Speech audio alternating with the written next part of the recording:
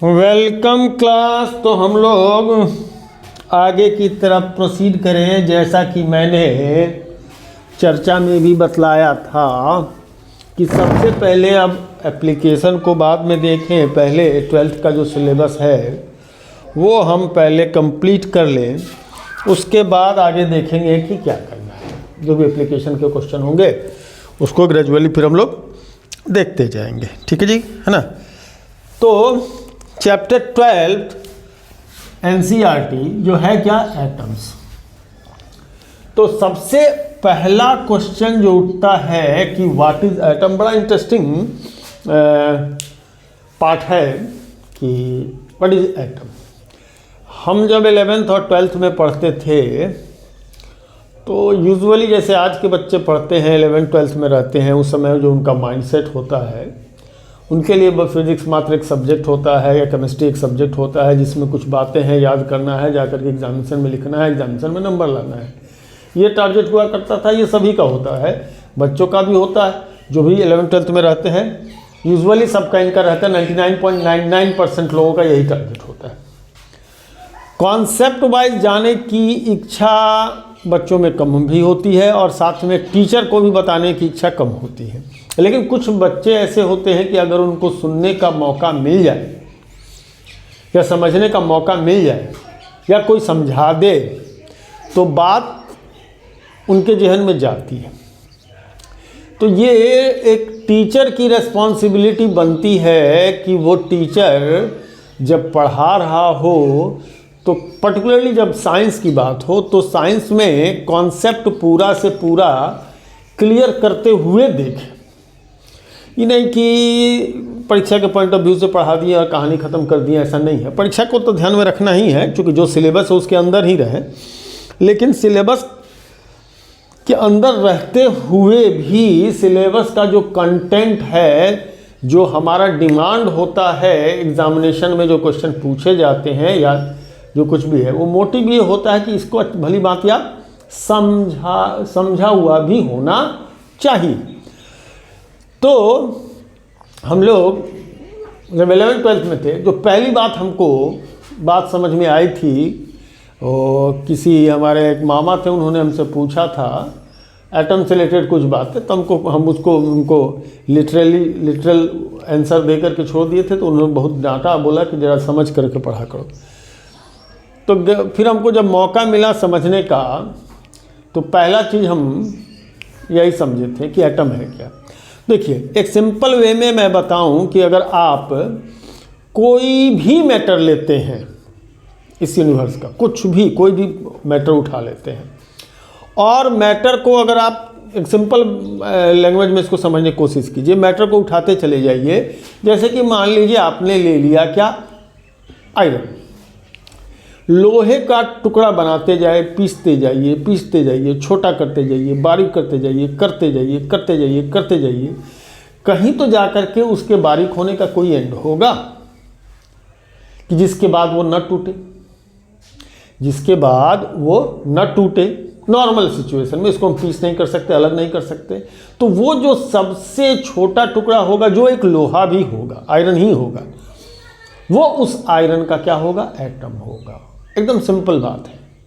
किसी भी चीज़ को छोटा करके महीन करके टुकड़े में बांट करके पाउडर बना करके और पाउडर और महीन कर दे और मेहनत कर, जैसे आटा होता है, आटा से पतला मैदा होता है, इस लेवल की हम बात कर रहे हैं। अगर उसको एकदम माइक्रोस्कोपिक लेवल पर चलते चले जाएँ, हालांकि उसको प्रैक्टिकली पॉसिबल उतना महीन पीसना है कि पीस करके आप एटम बना दीजिए, ऐसा होगा नहीं। लेकिन अगर आप उस डायरेक्शन में अपनी सोच को लेकर जाइएगा तो पता चलेगा जो सबसे छोटा पार्टिकल होगा उस मैटर का, वो उसका क्या होगा, एटम होगा। अब उसमें कंपाउंड स्टेट है, एलिमेंट स्टेट है, एलिमेंट हमारे 108 हैं, ये सारी कहानी अब ये एक अलग मैटर है ना। ये अलग समझने की चीज़ है कि एटम से मिल करके कंपाउंड बनता है, मॉलिक्यूल फॉर्मेशन का क्यों होता है। हमारे एलिमेंट के भी मॉलिक्यूल होते हैं, कंपाउंड के भी मॉलिक्यूल होते हैं। मॉलिक्यूल में दो सेम एटम हो सकते हैं, मॉलिक्यूल में डिफरेंट एटम्स हो सकते हैं। डिफरेंट एटम मिलता है तो डिफरेंट टाइप का मैटर का फॉर्मेशन होता है ना, वो कंपाउंड कहलाता है। ये सारी कहानी आप अपने जाकर केमिस्ट्री में आप देखते रहे। हमारा मेन मोटिव था कि आपको एटम से रिलेटेड हम बात को समझा सकें। ठीक है। तो जब एटम के समझने की प्रक्रिया जब चालू हुई, जब उसमें, तो जो पहला एक सिग्निफिकेंट फाइंडिंग था वो था रदरफोर्ड अल्फा स्कैटरिंग एक्सपेरिमेंट। वो पहली बात, उससे पहले भी बात आई थी, पुडिंग वाली बात आई थी कि जिसमें उसमें बताया गया कि एटम कैसा होता है। तो एटम ऐसा होता है कि वो एक जिस तरीके से वाटरमेलन होता है, खरबूजा जिसको कहते हैं, तो वाटरमेलन होता है, वाटरमेलन है, और उसके अंदर जो है सो जिस तरह उसके बीज होते हैं, उस बीज की तरह इलेक्ट्रॉन उसके अंदर होता है ना, इलेक्ट्रॉन्स उसके अंदर होता है। करेक्ट। इस टाइप का वाटरमेलन पुडिंग टाइप का एक कहानी थी, है ना। पता नहीं किसका, हमको ध्यान नहीं आ रहा किसका है, अच्छा नाम था, उनको नाम भूल रहा है। उससे स्टार्टिंग में ये माना गया कि वाटरमेलन टाइप का है, जिसमें जिस तरह से उसके सीड होते हैं, काले काले जो बीज होते हैं उसके अंदर होता है। तो खैर ये बहुत बकवास टाइप की कॉन्सेप्ट थी, लेकिन इनिशियल अंडरस्टैंडिंग यही थी। बाद में रदरफोर्ड ने जो एक्सपेरिमेंट किया, और एक्सपेरिमेंट करके जो एटम का इंटरनल मॉडल क्या है, अंदर से एटम है कैसा, इसको समझने के लिए, है ना। हाँ, इस बीच में एक कॉल आ गया था, उस कॉल को हम अटेंड करने लगे थे, इंपॉर्टेंट कॉल था इसलिए हमने ले लिया, ठीक है।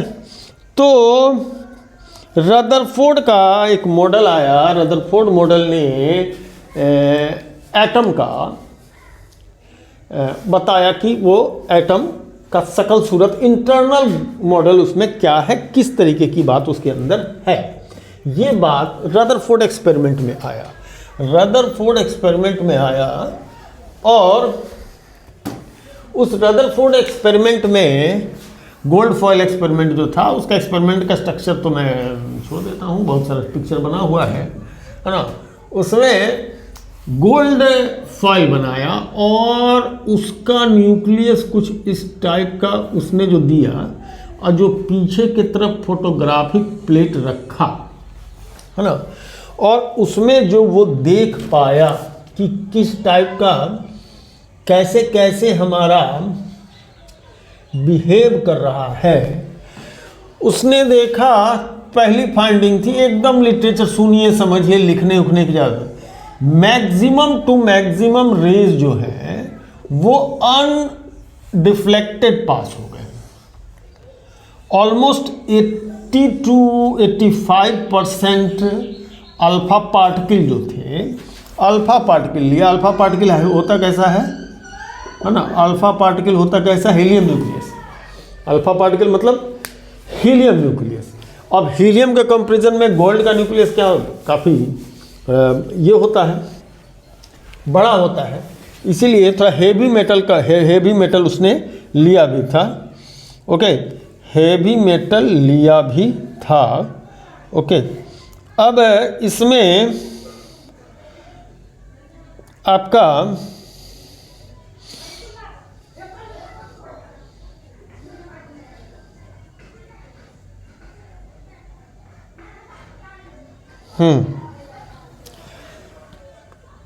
और 80% हमारा अनडिफ्लेक्टेड चला गया, और जो कुछ ही ऐसे थे जो डिफ्लेक्ट हुए। ये थोड़ा हल्का डिफ्लेक्ट हुआ, स्लाइट डिफ्लेक्शन हुआ, इस टाइप की बात हुई, है ना, स्लाइट डिफ्लेक्शन।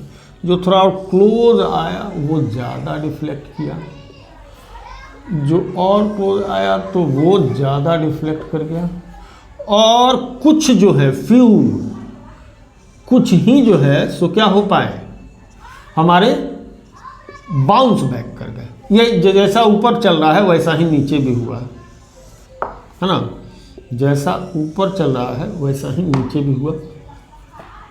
स्क्रीन पर ये स्पॉट मिला, इससे समझ में आया, स्क्रीन पर जो स्पॉट मिला, जो फोटोग्राफिक प्लेट रखा गया था, है ना, उससे ये बात क्या हुई, समझ में आई, है ना, उससे ये बात समझ में आई। करेक्ट है ना। नीचे का फिगर जैसा, ऊपर का हमने कुछ एक्यूरेट, हद तक एक्यूरेट बनाया। कुछ ही रेज थे, कुछ ही रेज, मतलब इस रेंज के जो रेज है, इसको इम्पैक्ट पैरामीटर कहते हैं, मतलब किस रेंज के रेज, इसको यहाँ तक एक्सटेंड कीजिए, मतलब जो इफेक्ट हुए, हम कहे 80 to 85% तो अनअफेक्टेड रह गया, 85% तक अनअफेक्टेड रह गया, और कुछ जो है, कुछ ही वो जो है सो उन पर कुछ इम्पैक्ट हुआ, वो या तो डेविएट हुए, है ना, कुछ सर्टेन एंगल से डेविएट हुआ, कुछ सर्टेन एंगल से डेविएट हुआ होगा, सर्टेन एंगल थीटा से क्या हुआ, डेविएट हुआ, और बहुत कम 1% से भी कम ऐसा हुआ जो कि रिटर्न कर गया, बाउंस बैक कर गया, है ना, रिटर्न कर गया, बिल्कुल पीछे की तरफ चल गया। वो 1% मात्र ऐसे थे जो सीधे सीधे क्या हो गए, रिटर्न हो गए, जिसका एंगल ऑफ डिफ्लेक्शन 180 डिग्री का बना, एंगल ऑफ डिफ्लेक्शन 180 डिग्री का बना। इसको जरा सा एक ग्राफ है, उस ग्राफ के मदद से भी देख लीजिए कि क्या था वो ग्राफ और उसमें क्या बातें कही गई, है ना, क्या बातें दी गई। जरा सा मैं ग्राफ दिखा दूं आपका, ग्राफ को भी मैं अभी देख लूँ। अबे कहाँ गया ग्राफ, मेरे को बहुत हद तक तो ध्यान है लेकिन हम चाहते हैं, हाँ ये है ग्राफ। देखिए आपके एनसीईआरटी बुक में है वो ग्राफ। एक ग्राफ देखिए कि क्या ग्राफ था। इसमें खास करके कोई बहुत ज़्यादा नोट्स बनाने की, हम खैर कुछ लाइन हम लिख देंगे जो आप लोग लिख भी लीजिएगा, है ना, कि इसमें आपको 20 डिग्री पर डिवीज़न ले लिया, 20, 40, 60, 80, 100, 120, 140, 160 एंड 180। इससे ऊपर तो होना नहीं है। इसके बाद कितने number of alpha particle deflected, है ना, ये 10 से स्टार्ट किया, फिर 10 की पावर 2, 3, 4, 5, 6, 7, 10 की पावर 2, 10 की पावर 3, 10 की पावर 4, 10 की पावर 5, 10 की पावर 6, 10 की पावर 7। तो इसमें देखिए एक ग्राफ देखा कि कितने एंगल से, जो कम एंगल से डिफ्लेक्ट हुआ उसकी संख्या बहुत ज़्यादा थी, है ना, और ऐसा करते हुए 180 से डिफ्लेक्ट होने वाले की संख्या बहुत ही कम। यहाँ तो फ्लैट हो जाएगा ये, यहाँ तो ये फ्लैट हो जाएगा।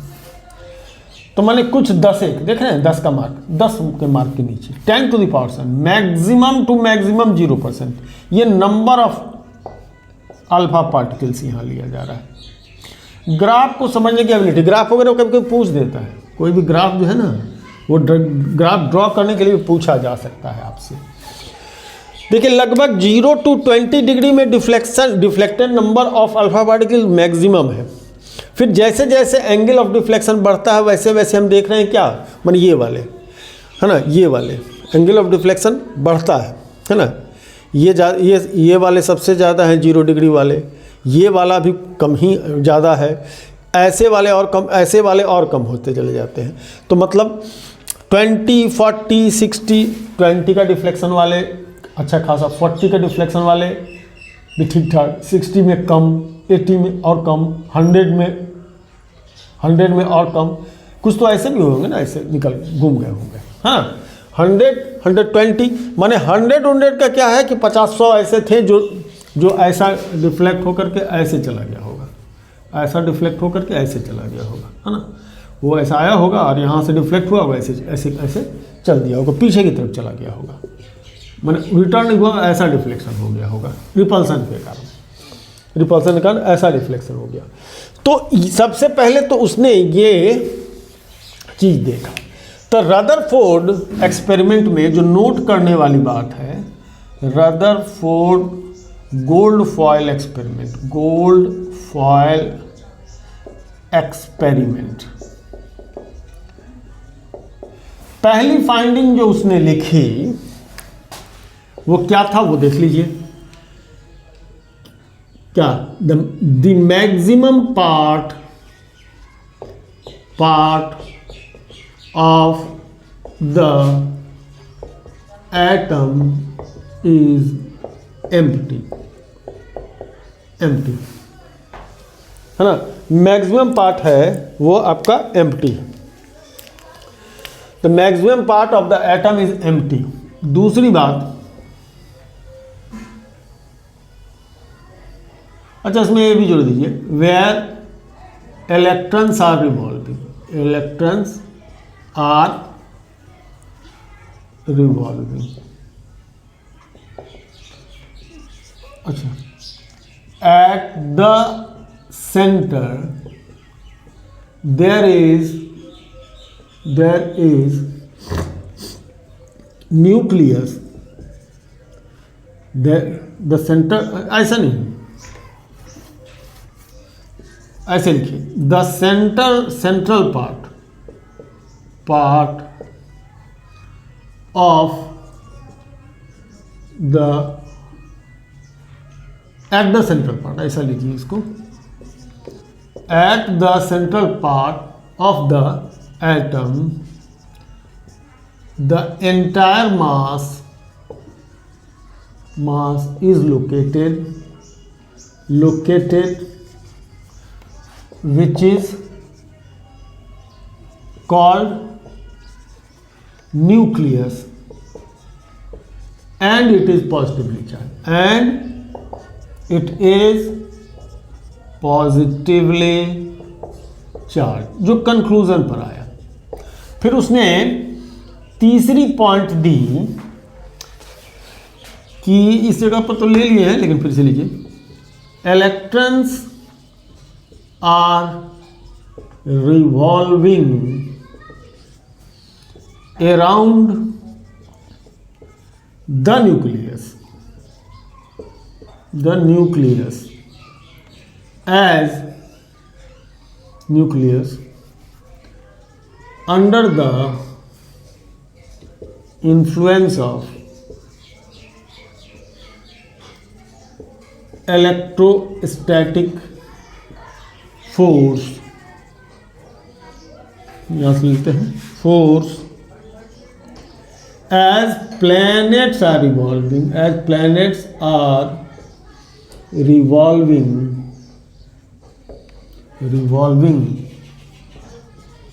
Around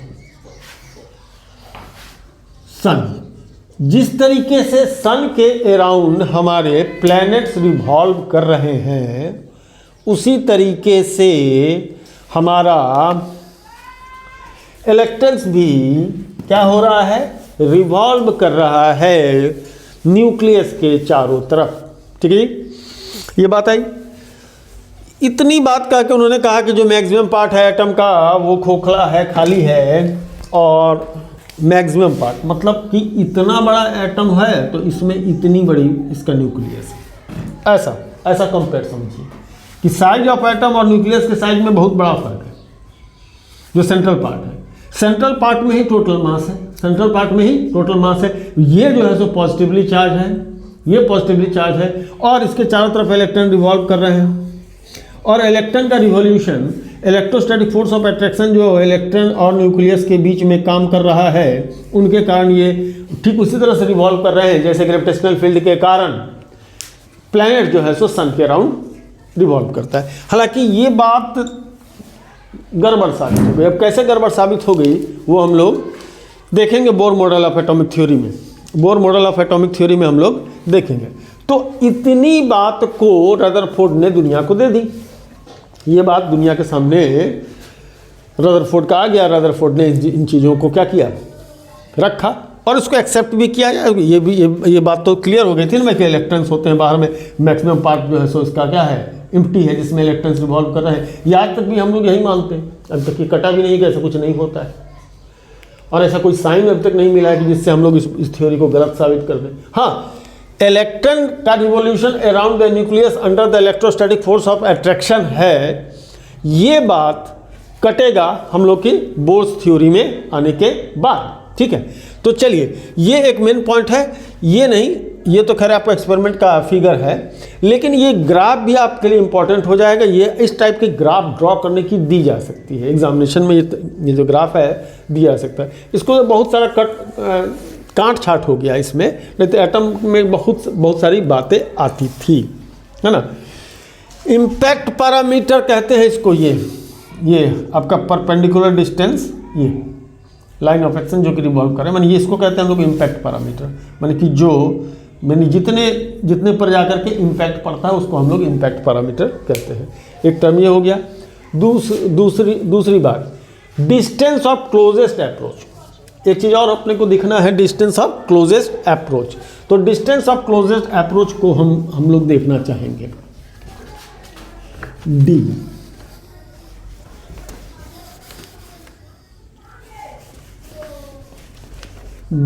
distance of closest approach हम लोग देखना चाहेंगे।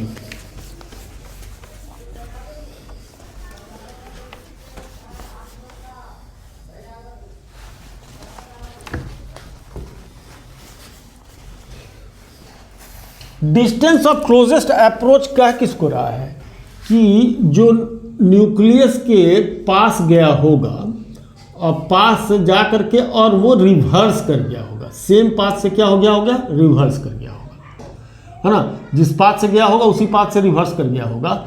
तो उसका क्या हुआ, माने कहीं ना कहीं तक तो पहुंचा होगा, न्यूक्लियस के अंदर घुसा तो नहीं। तो ये डिस्टेंस ऑफ क्लोजेस्ट अप्रोच ये अपने को देखना है, ठीक है जी। तो डिस्टेंस ऑफ क्लोजेस्ट अप्रोच क्या होगा ये हम लोग जरा समझने की कोशिश करें।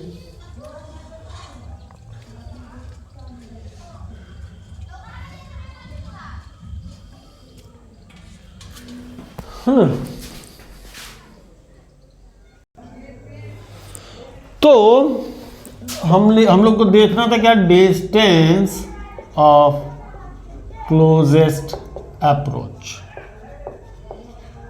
है ना। अब ये हम लोग देखना चाह रहे हैं कि कितने क्लोज तक वो अल्फा पार्टिकल जो है अल्फा पार्टिकल वो जा सकता है। तो सबसे पहली बात कि इसमें जरा एनर्जी का कॉन्सेप्ट हम लोग लेंगे कि जहाँ पर जाकर रुकेगा जो काइनेटिक एनर्जी होगी उसकी मान लीजिए 12mv² हो रहा है, ठीक है जी, 12mv² हो रहा है।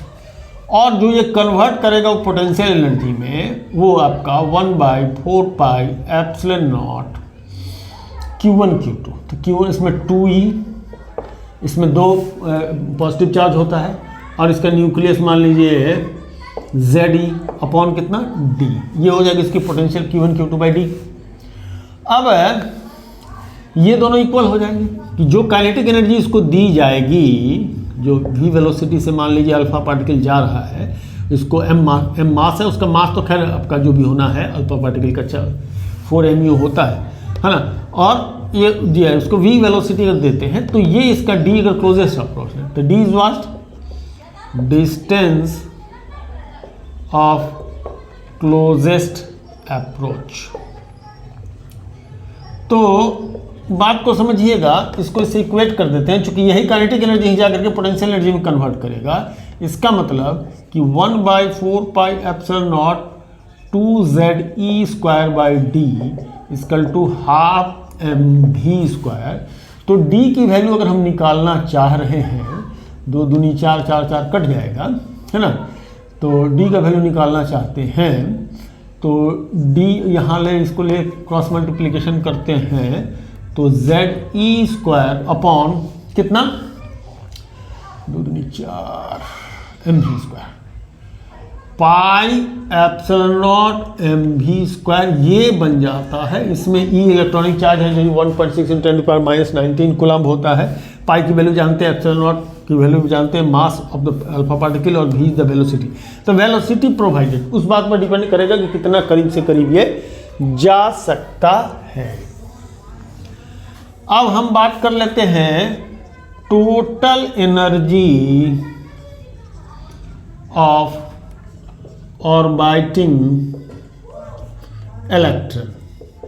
इलेक्ट्रॉन जो कि न्यूक्लियस के चारों तरफ घूम रहा हो इन हाइड्रोजन की बात कीजिए, क्या कि ये बड़ा मुश्किल है। एटॉमिक मॉडल चाहे रदरफोर्ड का दिया गया, रदरफोर्ड ने कहा या बोर ने कहा, जिन्होंने भी कहा उनका थ्योरी बहुत हद तक जा कर के हाइड्रोजन तक सीमित सी रह गई। तो total energy of orbiting electron, तो ऑर्बिटिंग इलेक्ट्रॉन के पास काइनेटिक एनर्जी होगी हाफ एम बी स्क्वायर, ये वाला हाफ एम बी स्क्वायर नहीं है, ये अल्फा पार्टिकल का है, ठीक है। और अच्छा लगता है कि ये टॉपिक्स हम कुछ एडवांस में चले हैं, ठीक है, चलिए एडवांस में आगे तो ले देते हैं। और जो पोटेंशियल एनर्जी इसकी होगी डिस्टेंस के हिसाब से, है ना, तो 1/4πε0 r is the radius on which it is moving, then potential energy minus में होगा और वो E into E, that is E square upon, hydrogen atom के लिए बात कर रहे हैं, तो Q1 Q2 into E square upon r। तो इन दोनों को हम क्या कर दें, जोड़ दें, तो क्या होगा। अच्छा, वेलोसिटी पार्टिकल नहीं, ये मैं कुछ जल्द ही उठा लिया, ये मेरे को नहीं लेना था अभी, ठीक है जी। अभी हम इसको रख देते हैं। अभी हम लोग जरा बोर्स थ्योरी देख लें, इसके बाद अचानक से बीच में हमारे दिमाग में आ गया, जब तक वेलोसिटी नहीं देंगे काइनेटिक एनर्जी कितना होगा ये नहीं समझेंगे, तब तक हम लोग इस बात को कैसे जान सकते हैं। खैर चलिए, तो डिस्टेंस ऑफ क्लोजेस्ट अप्रोच देख लिए। अब हम लोग को जरा सा बोर्स एटॉमिक थ्योरी भी क्या करना है, समझने की ज़रूरत पड़ेगी। तो इस बोर्ड को क्लियर करके तब हम बोर के एटॉमिक थ्योरी को हम देखते हैं, ठीक है जी। इससे पहले कि हम लोग बोर्स एटॉमिक थ्योरी देखें, एटॉमिक स्पेक्ट्रा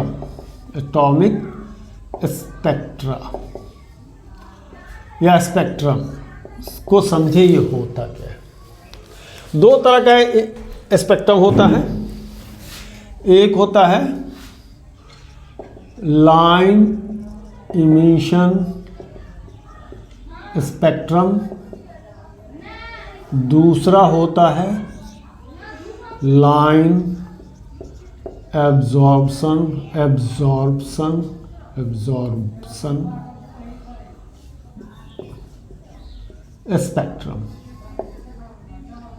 स्पेक्ट्रम, है ना। अब ये line emission spectrum, line absorption spectrum क्या होता है, इसको समझिए। ये एक्सपेरिमेंट है जिसमें हम लोग एटम के बिहेवियर की स्टडी करते हैं या पहचान करते हैं कि कौन सा एटम क्या है।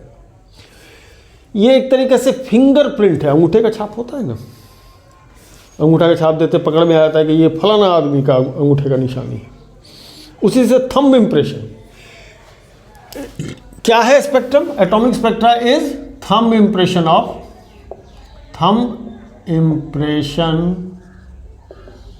Of particular atom. तो किसी भी उसका एक थंब इम्प्रेशन है। हाँ, इसके दो तरीके हैं, एक लाइन इमिशन है, एक लाइन इमिशन में, इमिशन वाले में क्या होता है कि व्हेन वी पास, हाइड्रोजन की बात कर रहे हैं, when we pass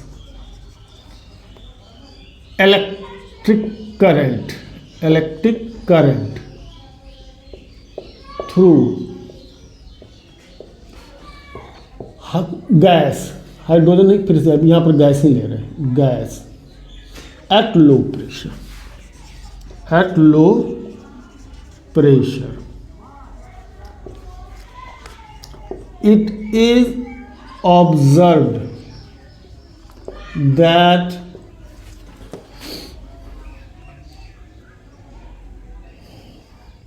light of particular frequency is emitted by the gas। और ये कैसा होता है, ये कुछ हम भी आपका बुक से ही निकाल करके बता रहे हैं, है ना, क्या कि ये कुछ ऐसा, ये कुछ इस तरह की बात होती है। डार्क बैकग्राउंड, बैकग्राउंड क्या है, dark, dark background, dark background. और ये डार्क बैकग्राउंड पर इसमें ब्राइट पैचेस, ये है bright patches, bright patches, bright patches देखने को मिलता है ना। तो यहाँ ये हो जाता है हमारा, कहलाता है लेमन सीरीज, लेमन सीरीज एकदम। फिर जिसका रेंज कोई 91 नैनोमीटर से लेकर के 122 नैनोमीटर तक होता है। फिर आगे में आने के बाद फिर और एक दिखता है, अगर आपने ज़्यादा एनर्जी दे दी, ज़्यादा इलेक्ट्रिकल एनर्जी दे दी है ना, तो ये कहलाता है बाल्मर सीरीज। ठीक है, चलिए हम इतना लंबा नहीं जाते, टेक्स्ट बुक निकाल लीजिए, फिगर 12.5 को ऑब्जर्व कीजिए। ये ऑब्जर्व की बाल्मर सीरीज, पश्चिम सीरीज, हुंड सीरीज, बहुत सारी सीरीज है। मेन मुद्दा ये नहीं है, फिगर नहीं है, मेन मुद्दा ये है कि क्यों एक ऑब्जर्वेशन दिया गया, एक प्रैक्टिकल ऑब्जर्वेशन दिया, देखा गया कि अगर हम लो प्रेशर पर गैस में इलेक्ट्रिक करंट फ्लो करते हैं, खास करके हाइड्रोजन गैस की बात है, तो हाइड्रोजन गैस से में अगर ऐसा करते हैं तो डार्क बैकग्राउंड के ऊपर लाइन फॉर्म में ब्राइट, क्या, ब्राइट स्ट्रिप्स दिखते हैं। मतलब वो जो लाइट इंसिडेंट कर रहा है वो कुछ इस तरीके का दिखता है, जिसको डिटेक्ट करने के बाद उनकी पर्टिकुलर, उनकी फ्रीक्वेंसी हमको देखने को मिलती है, उनकी फ्रीक्वेंसी हमको समझने को मिलती है कि इस फ्रीक्वेंसी का लाइट है, इस फ्रीक्वेंसी का लाइट है, इस फ्रीक्वेंसी का लाइट है। ओके, इसको कहते हैं इमिशन स्पेक्ट्रम। ठीक, मजे की बात देखिए, मजे की बात देखिए, हाँ, कि एब्जॉर्प्शन स्पेक्ट्रम क्या है, एब्जॉर्प्शन स्पेक्ट्रम क्या है। चलिए यही, इसी गैस को रहने दीजिए, गैस वही हाइड्रोजन ही है। अब उस गैस के थ्रू इलेक्ट्रिसिटी नहीं, लेकिन if white light is passed, white light is passed through the same gas, same gas, और पीछे एक बोर्ड लगा देते हैं, है ना, यहां व्हाइट बैकग्राउंड होगा, व्हाइट बैकग्राउंड, व्हाइट बैकग्राउंड रखते हैं, व्हाइट बैकग्राउंड रखते हैं और लाइट को उसके थ्रू क्या कर रहे हैं, पास कर रहे हैं। बड़ा ही आश्चर्य का बात क्या है कि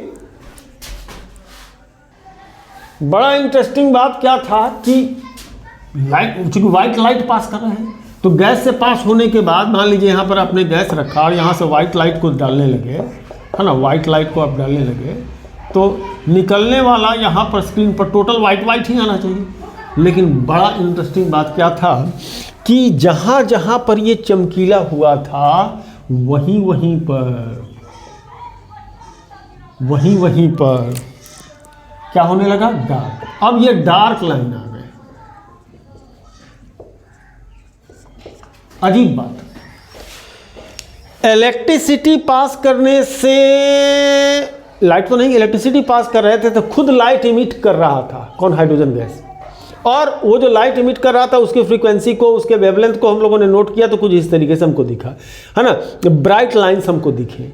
लेकिन उसी गैस को, उसी स्टेटस में जब उसके थ्रू व्हाइट लाइट पास करने लगे तो पूरी पट्टी तो व्हाइट दिख रही थी, लेकिन जहां पहले ब्राइट लाइन दिख रहे थे अब वहीं पर डार्क लाइन दिखने लगे, वहीं पर डार्क लाइन दिखने लगे। जब ऐसा हुआ तब जाकर के रदरफोर्ड एक्सपेरिमेंट को एनालाइज करना हम लोग चालू किए कि वो जो एटॉमिक मॉडल दिए हैं उसमें इसका कोई एक्सप्लेनेशन हो नहीं पा रहा है। उस एटॉमिक मॉडल से, रदरफोर्ड के उस एटॉमिक मॉडल से कि ऐसा बिहेवियर गैस माने स्पेक्ट्रम वाला बिहेवियर क्यों दिखा रहा है, क्यों ऐसा हो रहा है कि लाइन इमिशन स्पेक्ट्रम बन रहा है, क्यों ऐसा हो रहा है कि एब्जॉर्प्शन स्पेक्ट्रम बन रहा है। और बड़ा इंटरेस्टिंग बात ये था कि इलेक्ट्रिसिटी पास कर रहे थे तो इमिट कर रहा था लाइट को, और जब हमने लाइट पास किया तो एब्जॉर्ब कर लिया। माने जिस लाइट को वो इमिट कर रहा था उसी लाइट को क्या कर लिया, एब्जॉर्ब कर लिया। मतलब एनर्जी देने से, उसको एनर्जी देने से जो लाइट को वो इमिट कर रहा था, वो जब उसमें लाइट दिया गया तो उसमें से वो एनर्जी निकाल लिया, उस पर्टिकुलर फ्रीक्वेंसी की एनर्जी को क्या कर लिया, निकाल लिया। फिर से मैं समझाऊं एक लाइन और फ्रीक्वेंसी के हिसाब से, कि हम जब उसको एनर्जी दे रहे थे तो कुछ पर्टिकुलर फ्रीक्वेंसी के लाइट को वो इमिट कर रहा था, और जब हम उसको लाइट देने लगे, समझे कि नहीं, एनर्जी दिए तो लाइट इमिट किया, जब लाइट दिए तो एनर्जी को एब्जॉर्ब कर लिया, और उसी फ्रीक्वेंसी को किया जिस फ्रीक्वेंसी को इमिट किया था। ये एक बड़ा इंटरेस्टिंग फेनोमेना ऑब्जर्व करने को मिला, जिसको लेकर के आगे हम लोग एटॉमिक मॉडल को समझने में हम लोग को बहुत मदद मिला। अच्छा, हर एक एटम का अलग अलग फुटप्रिंट था, है ना, फुटप्रिंट या थंब इम्प्रेशन जो कह लीजिए, फुटप्रिंट या थंब इम्प्रेशन जो कह लीजिए, अलग अलग गैस का अलग अलग हमको ऐसा लाइन स्पेक्ट्रम, इमिशन स्पेक्ट्रम या एब्जॉर्प्शन स्पेक्ट्रम देखने को मिला। इस स्पेक्ट्रम के मदद से हम बता सकते थे कि अच्छा ये हाइड्रोजन गैस है, ये हीलियम गैस होगा, ये फलां गैस होगा, ये धमाका होगा, ये फलां। इससे हम लोग उस मटेरियल की पता कर सकते कि ये एग्जैक्टली है क्या, ये है क्या, इसको हम लोग पता कर सकते थे उस समय कि हाँ ये है, इसका पहचान ये जो है सो ऐसा लाइन स्पेक्ट्रम बनाता है तो ये हाइड्रोजन होगा, ये जो है सो इसका लाइन स्पेक्ट्रम हीलियम जैसा दिख रहा है तो ये ऐसा होगा, ये जो है सो हमारा ऑक्सीजन वाला, ऑक्सीजन का जो लाइन स्पेक्ट्रम बनता है उस जैसा है तो ये ऑक्सीजन होगा।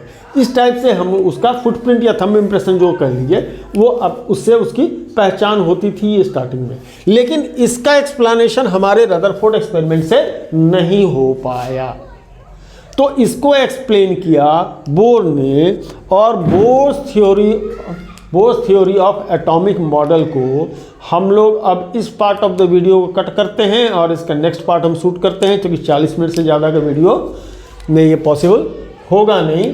इंटरेस्टिंग बात है, सोचने समझने लायक बात है, तो इसको आप लोग नेक्स्ट पार्ट हम तुरंत ही बनाते हैं इसको कट करने के बाद। ठीक है जी।